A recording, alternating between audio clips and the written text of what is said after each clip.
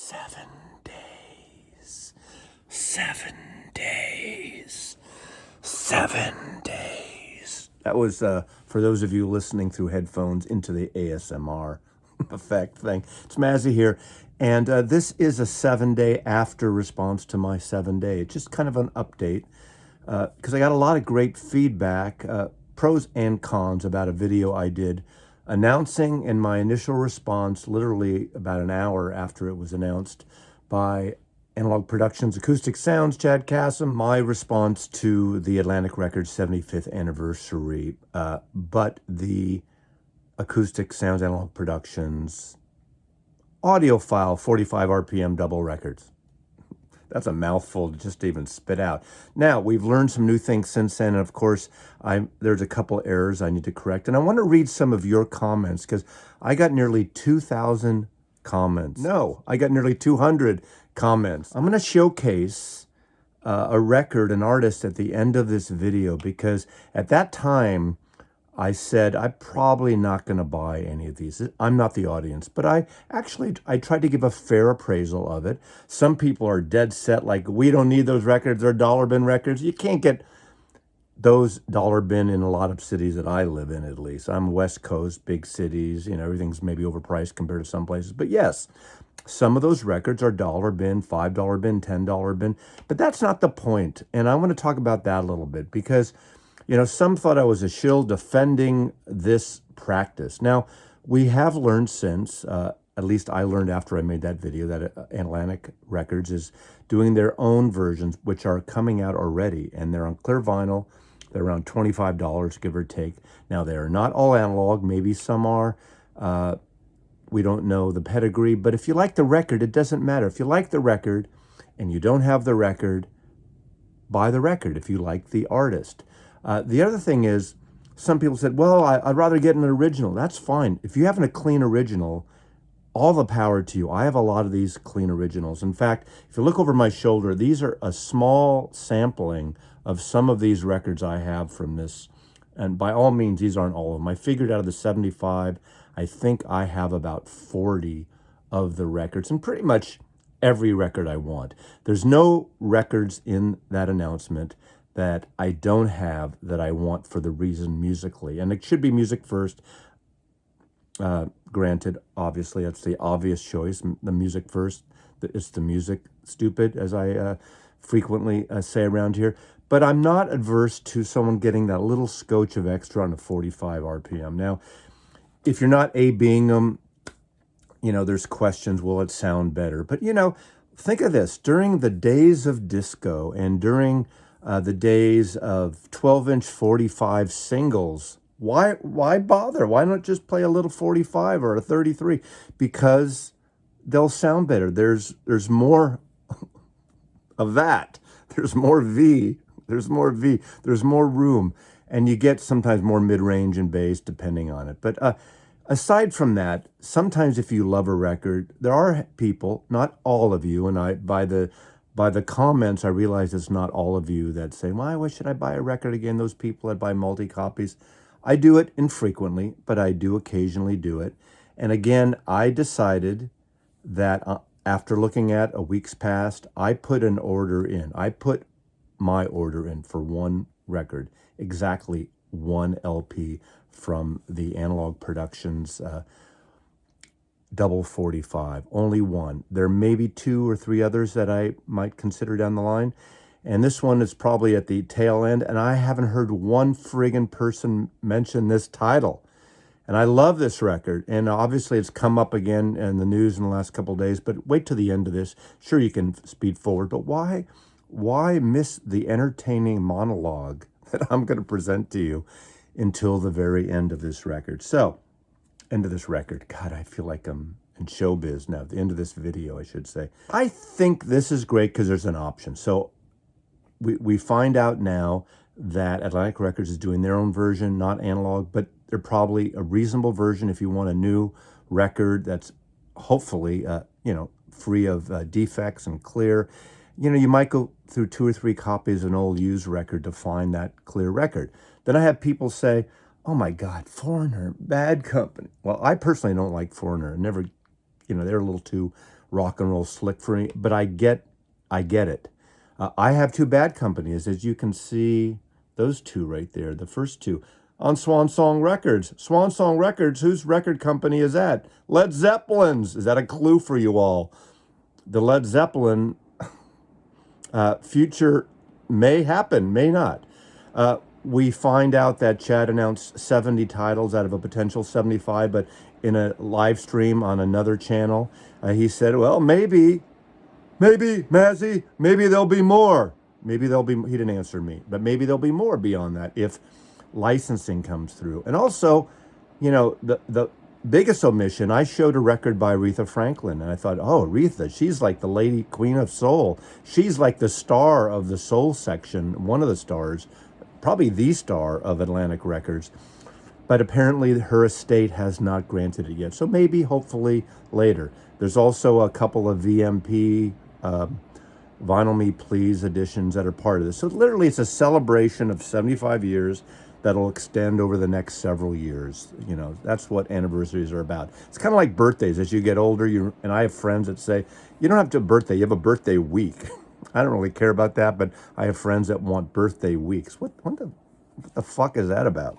So, again, wait to the end of this video and I'm going to showcase an artist, the one record I did order. I'm going to tell you why and what that record means to me personally, and why I like it. And do I need another copy? No. Does anyone need other copies of this? No. It's not a thing of necessity, and I have some fights saying $60 is not a sweet spot. Well, it is if you're talking about all analog, those kind of Stoughton-like jackets, whether they're Stoughton or not, and 2 LPs, audiophile. That is the sweet spot for that. Records now are $25 to $30, some more, as you know. So let me just kind of go through this, and I will do my own response. Paul Bata 9649 says, 33.33 are better. Yes and no, maybe. Depends how it's mastered, depending how it's cut. You know, I get the idea of certain records on 33. Most of those soul records, the Atlantic soul stuff, the stuff, you know, Otis Redding and Wilson Pickett and Aretha Franklin, I just like a 33. I don't need doubles of those. That's just for me. David Chaddock writes, 5. I'm going to skip that number. Apparently, I found out through respondents last time that YouTube adds those numbers. I would protest that and change that. They add these numbers. So David Chaddock writes, thanks, Mazzy, for quite an excellent announcement, but unfortunately it appears popular to produce these as double albums, and I'm getting a tad ancient to be getting up to change size records after only 2 or 3 songs. It's so good the Hendrix was a single. Definitely had to get it. Yeah, I don't even know if it is a box. However, I hope all your younger music lovers check these out. It'll be amazing. That's the common thing about getting up after 10 minutes or 12 minutes instead of a full 15 to 20, whatever, 20 plus minutes. I'm 69 years old and I can get up. If you know, maybe you'd look like me and be svelte and be energetic and be boisterous and be in the moment if you were flipping those 45. So maybe, you know, instead of that, you know, Vic Tanny Salon or that Jack LaLanne or Peloton, Pendleton's the grunge shirt, right? Maybe you should get up once in a while. Get off your friggin' asses. Your imitation of Chad is quite good, actually. Well, thank you. And I hope the Academy is aware of my videos this year. Except there's an actor strike, so I'm pulling out. If nominated, I will not want to be a part of it until the strike is over. I support the unions. Stephen Pereira, Analogue Productions, it still costs $106 to ship a single LP to Europe, where I am, compared to Blue Note shipping a price of less than $15 using USPS. Well, enough said. You know, the shipping thing is a shit show across the board. I wish there was a way with all these companies you can choose your options, and they just basically, you know, don't make a profit on that part of it. Of course, in Analogue Productions' case, they use these amazing boxes, which are probably, you know, a couple bucks a piece, literally $2 to $3 maybe. Of course, they print a lot. it's probably less, but still, absolutely on that. But isn't there a guy in Dusseldorf who's distributing these? So you should be able to get them cheaper in Germany, because I know he is part of the lineage of sellers in Europe now. As far as I know, as I've heard from rumors. Duke Bud says, I have mentioned this a few times. The 45 RPM nonsense is utter BS. In this instant, for example, spreading out The Lamb Lies Down on Broadway over 8 sides is truly stupid, especially when many songs on that side fade out and fade in. Okay, I get the gist of that. You're absolutely right. Now, 45 RPM in terms of the sound is not bullshit. That is a matter of physics and audio. Hoodoo Guru. See what I did there? They're an Australian band, Hoodoo Gurus, right? Am I right? But I agree in these long songs. It reminds me of the day when I had an 8-track player and a song fades out and you hear the click, it fades back in. I don't like when they cut up something. So if that's the case on some of these, I would be out on those completely. So I agree with Duker Bud. False Binary, STP, Stone Temple Pilots, Core, Analogue, take my money. So excited about these. Sony the releases. Great coverage, sir. See, there are a smaller segment that came out during the CD era that really haven't had great, very limited, but not great vinyl issues. So I think that's good. And there's a lot of people I see that, that are satisfied.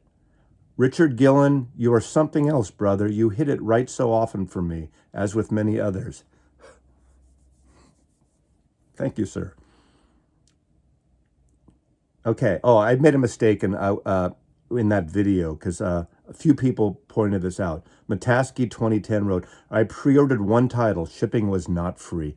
I misinterpreted the initial announcement. If you're a subscriber, shipping is included, I believe. On these, I don't think it is. I don't know if they still have, if you buy over $100 worth, if you get free shipping. Probably not. So that was my mea culpa. I misspoke on that.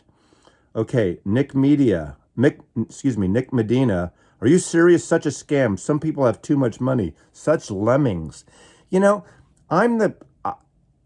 been very critical of like the box sets, the UHQR physical boxes, and the one steps and from Mobile Fidelity, but I've never been critical of the sound of the albums or the audiophile for a certain segment. Now remember, I need to have a little step back from the questions, from the comments a little bit.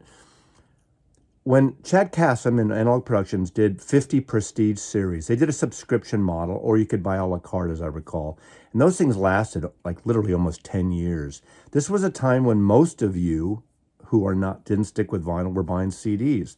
So the audiophile market was a separate market. It wasn't for the masses. Now we have the masses diving in, and they're getting their feelings hurt, or they're getting pissy because how dare them charge, $60 for 2 LPs, or, and I totally understand that. How dare they?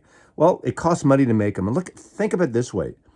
Forget the charge. Well, don't forget the charge. Look at all the people who are being employed.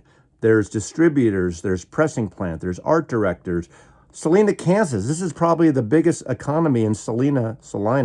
You say Salina, I say Salina, Kansas. I think it's great with record companies. All the people employed, manufacturing, promoting, distributing his records, not to mention retail stores. And apparently retail stores can get these if they choose to do so. So if you don't like it, you don't have to buy it. Now, I know I've dumped on the boxes, but this is the thing that, like, people like me have been saying, put these records out without the box. I mentioned the Doors, the Leonard Skinner, double 45 RPM, $60. They've been, and they sound amazing. They do have an edge over originals and 33 versions, but I get it. If you're not comparing, you're not going to really miss anything out if you don't go for it. So there is an audience there, and just because I may not be the audience for most of these, or you may not be, doesn't mean they shouldn't be made. Records Marcel, I just streamed that Dr. John album in the right place. I really enjoyed it. Thanks for the rec. I may have to grab that one.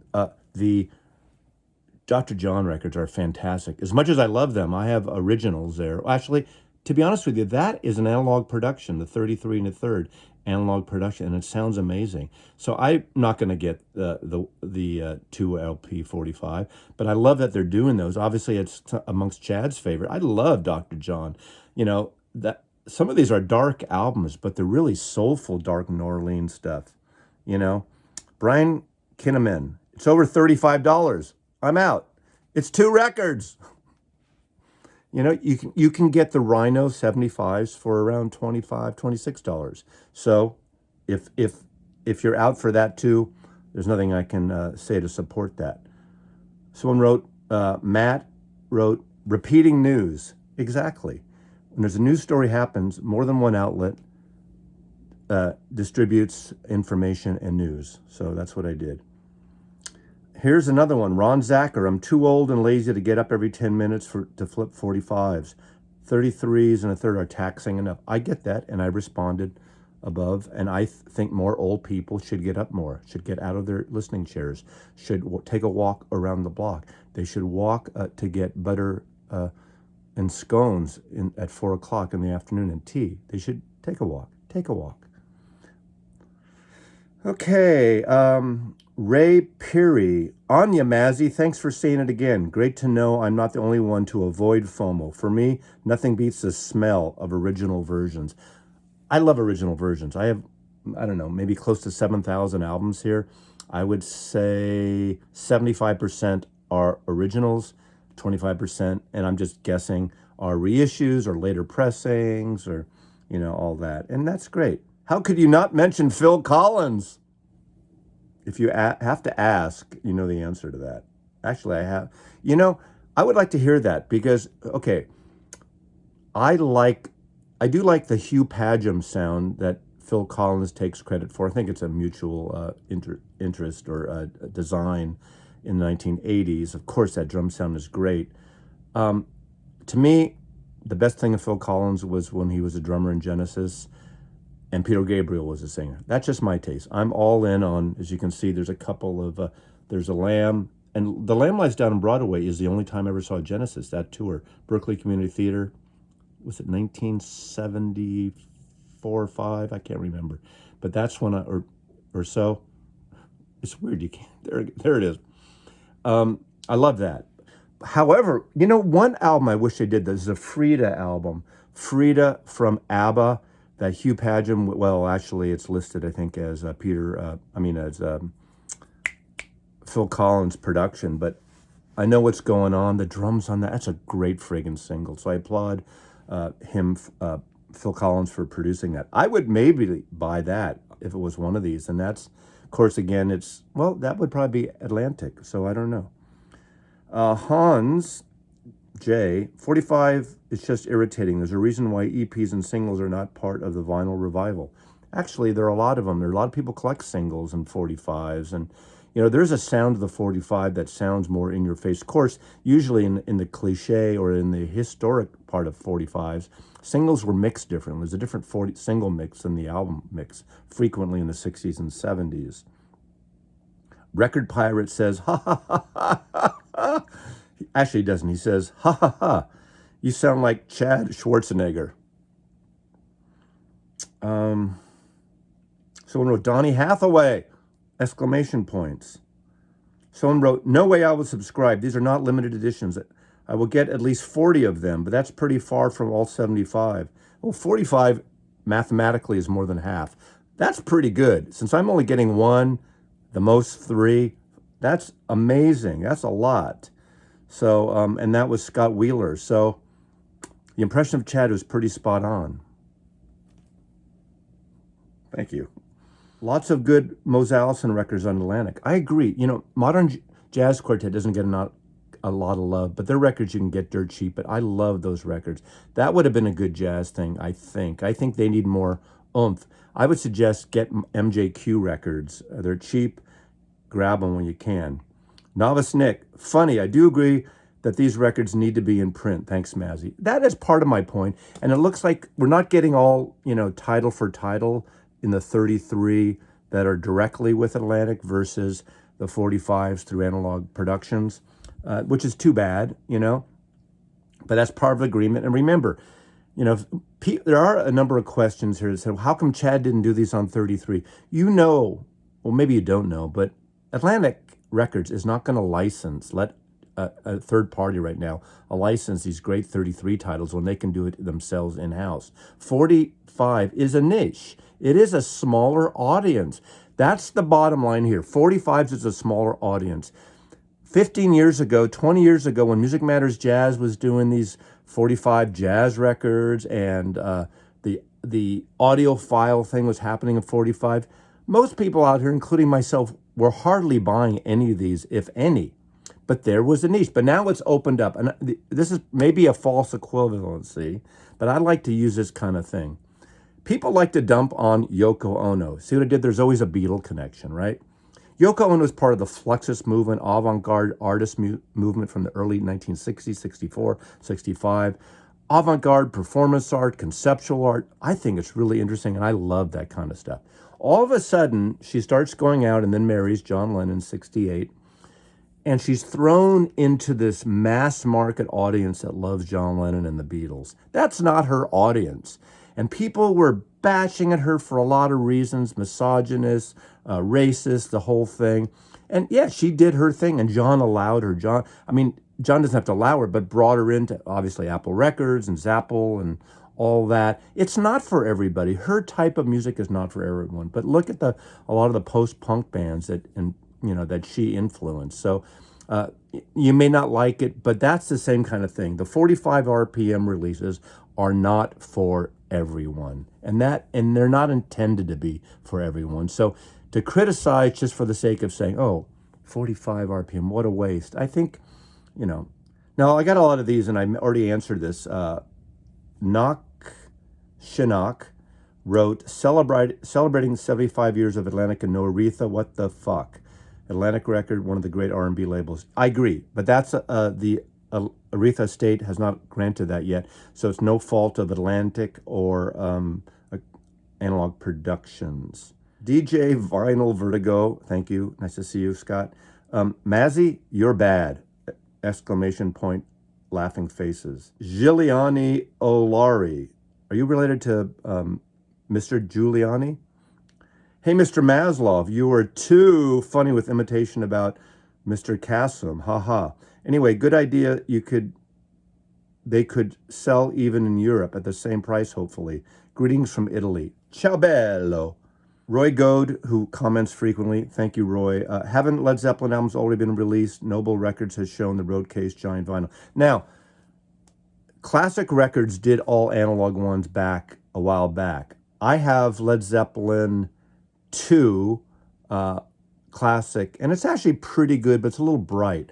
I had in my possession for about 6 months that Roadcase. One-sided, all analog, 45 RPM, the biggest waste of a doorstop, even more of a waste than the Uber set I have right here. And I thought it was all too bright. I listened to it all once.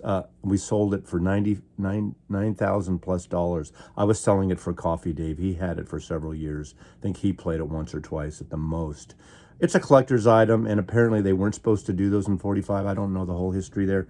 It was done, but they're not available. I mean, I think in analog versions, I would just like 33 analog versions of Led Zeppelin like most of you. I think that would be a good thing. But of course, Atlantic Records could do that directly. That could be, I don't know if it's Atlantic, it's part of Warner Group, Warner Brothers. Of course, if we could get the Led Zeppelin like the Rhino Limited at $40, that would be a great thing. I'm on board with some, which they are all 33 and a third. I think that's enough for the questions. This is going along, but what else do you have to do, right? There's a million things you could be doing. You could be watching Merrick Garland being grilled and not allowed to answer questions by the Senate Republicans right now. That's my political rant. That's it. Okay.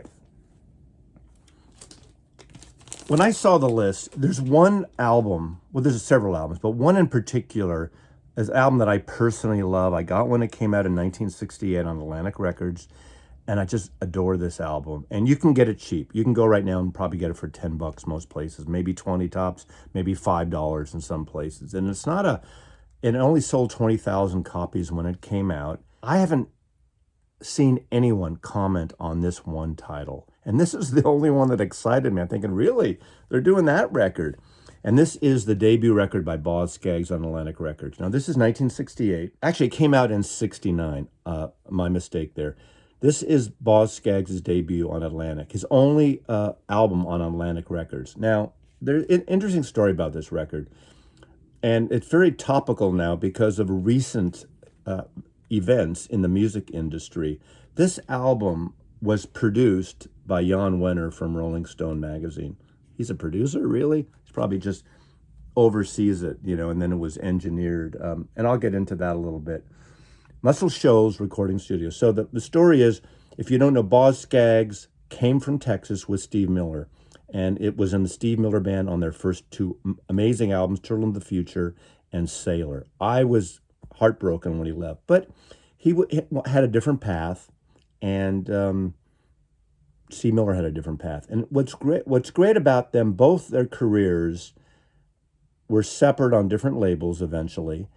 And they both, the labels, except for Atlantic Records, after this he went to Columbia, stuck with them for about 5 or so albums before he had this major blockbuster. Same with Steve Miller Band. I always say the first 5 Steve Miller albums are my favorite. There's a video, Seek It Out, I did on those first 5, before Joker and all that Chazarai.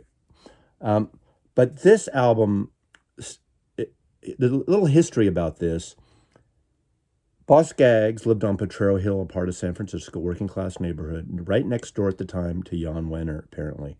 And down the hill in South of Market, at 625 3rd Street, was the office for Rolling Stone magazine. They became friends. So he leaves the Steve Miller Band, and he gets this deal with Atlantic Records, or they had a demo, I think, what happened. Anyway, Jan Wenner's the one that suggests they go record this at Muscle Shoals. This is recorded Muscle Shoals Sound Recorders, engineered by Marlon Green, and produced, I guess, by Jan Wenner. Okay, the whole idea was to bring he's a blue-eyed soul singer, great blues guitar player. He's not really known for his guitar player anymore, but he was, Steve Miller and him were both great guitar players in the Steve Miller Band. Obviously, Steve Miller, but he was no slouch either. I've seen him many times over the year. I met him several times, and I just adore him. This album was all the great musicians, Barry Beckett, David Hood, Roger Hawkins, Jimmy Johnson were brought in, great background singers of Jeannie Green, Donna Thatcher, Sue Pillington, Mary Holloway, and of course, one musician from that area who was on so many great Atlantic records, of soul records at the time, R&B records at the time, and who left to start his own band with his brothers. And of course, that was Duane Allman. Duane Allman was brought back to work on this record, and you can see him in all his full glory right there. These are all the musicians. Great, beautiful gatefold. The signature song that was on FM all the time, especially when the DJs had to take a pee, with 10-minute song or so, is Loan Me a Dime. 12 minutes, 48 seconds. It's miscredited here to W.R. Scaggs, which is Boz Scaggs. It was a blues thing, and he, reworked it and everything, and they corrected it on later editions. This is my original edition. It's a fantastic song. This is a blue-eyed soul, R&B, country, southern classic. He does a cover of Waiting for a Train, the Jimmy Rogers song. It's got I'm Easy, starts a very soulful with these background singers. I'll Be Long Gone is a beautifully ballad that is one of the most beautiful recordings on the album, and it should have been a hit. It should have been a sort of a, in the vein of Dusty in Memphis. This album is that. Obviously, it's Boz in Memphis, right? Boz in Memphis. Sweet Release, no comment there, but it's a gorgeous song as well. Almost all the songs except for 2 are originals by Boz Scaggs. Now You're Gone. Again, soulful, blue-eyed soul, country, rootsy album. Great sounding record. The great organ player of Roger Hawkins and Barry Beckett on keyboards. I mean, it's a wonderful album. And when I saw this listed, a double 45, I pre-ordered this. It's the only one I pre-ordered. Do I need a double 45? I think I could get a little scotch. The pressing, even original, is as good as it can be. I think it's really good. But I do want to showcase a couple things here because I got all in on Boz Scaggs after that record. His first record for Columbia, I think, again, produced by Glyn Johns, because Glyn Johns had produced those first 5 Steve Miller Band albums, is Moments. Now, this is an amazing album and it has this great like sax and flute playing by Mel Martin, who kind of led the band. He had a horn section. He had a blues band. Unfortunately, this is about, out of all the Columbia albums, this one is a little muddy, and it's always been like that. I haven't heard like the really great version, so I would like Columbia or someone to step up and reissue this and remaster it, maybe remix it, I don't know. But it is a fantastic album. It had some Bay Area airplay because of the song We Were Only Sweethearts with this great flute solo by Mel Martin. And then there's a series of albums which are just stupendous and sound really good. My Time, Boz Scaggs, of course, it opens up with Dinah Flow. It has Freedom for the Stallion, very Alan Toussaint-like. So it's Blue-Eyed Soul, produced by Boz Scaggs, self-produced this one. This one is a great sounding record. This has his whole band. There's Mel Martin. I knew him a number of years. He played all around San Francisco, had a jazz band, a quartet that was on Inner City Records called Mel Martin's Listen, Listen. This is a fantastic album, autographed in the Maslov hybrid here back in the day. This is 71, I believe. I think 71, 72-ish. Monkey Time, Running Time, but soulful, wonderful songs. This is probably the worst Annie Leibovitz photograph she ever did. This was horrible, but this is a brilliant album. It's funky, it's soulful. It's got these kind of strings like Johnny Bristol does. It has a great version of Hercules, and it has, again, some Alan Toussaint songs on here and some original songs. Slow Dancer is a beautiful romantic song. My girlfriend at the time and I just would play that song to death. Luckily, after the next album came out, they replaced the cover with this. And this was from a poster. I went, and my girlfriend and I, it was the first black tie optional around this time in the 1973 or 4, I believe. I think 1974. Was black tie optional, Paramount Theater, all these like hippies and 70s fans dressed up. That's his wife at the time, Carmela Scaggs. They changed the cover. This is a classic cover. I still have my poster from this show. Beautiful kind of deco thing. The great Deco Theater, Paramount in Oakland. And of course, if you haven't heard Boz Scaggs, you have, because of this. Now, this is Blue-Eyed Soul. It's pop. It's slick as hell. It's got most of Toto back, well, the band that would become Toto, backing up the Procaro brothers. But of course, it has Lido Shuffle, Georgia, Harbor Lights, Lowdown. This was one of the biggest selling records of 1976. Came out when I was working in the record stores music industry, and I helped do this really big merchandising campaign for it. Even though it wasn't part of Columbia Records, I did this thing, and I won this West Coast Award of the best promotion marketing thing.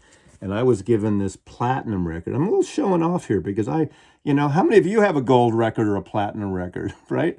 It's never the right record. I think if you look in the Dead Wax, I can't remember. Years ago, I should have looked at it before this video, but it's obviously made out to me, and I will read it for you. Presented to Norman Maslow for your contribution toward the success of Silk Degrees, Boz Scaggs Silk Degrees, October 1977. So a lot of times, people who work in marketing and promotion, radio stations, promoters, music directors are given supplement awards, not the one that's given. This is platinum. That record went quadruple or whatever, 6 times platinum. It was massive. After that, he followed up, unfortunately, with this. I like this record now. At the time, it was a big disappointment, and it sort of flopped. Breakdown Deadhead is a cool record, a cool song, produced by Bill Schnee.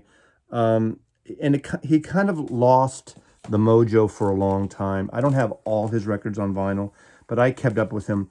The last, I think, 3 or 4 records he's put out This is a while now. This might be at least a decade. Dig. This is a wonderful record. He's got into the more bluesy now. He plays around.